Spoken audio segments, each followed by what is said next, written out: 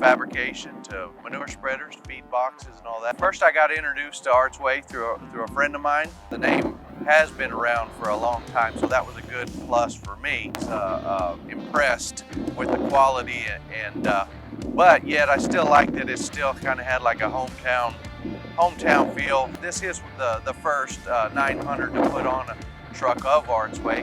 Now we're familiar with installing on trucks because a lot of our areas, this is how we get around. One of the engineers actually come down with us and helped us, and it was a really good experience. And then he was able to take information back to the factory and said, hey, let's tweak this. We were constantly working together. We meshed well, and we were making the product better by listening out here to the field, to us that are the installers and the service people. What I liked is right away, of course, the spread pattern was really good right away. It actually broadcasted really nice and uniform. Functionality, we had no issues whatsoever, and that's a plus for me, especially when I go do a demo.